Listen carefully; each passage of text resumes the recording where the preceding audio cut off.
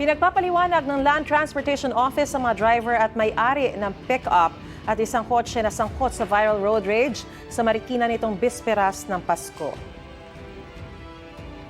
Sa viral video, kitang nauwi sa pagsakal, panduduro at panghahampas ang singitan umano ng mga sasakyan papasok sa parking.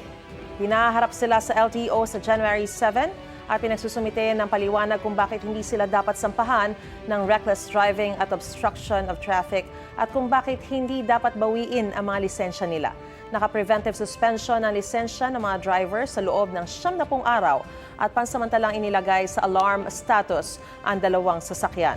Lumabas sa paunang investigasyon na expired na ang rehistro ng pickup truck na sangkot sa insidente.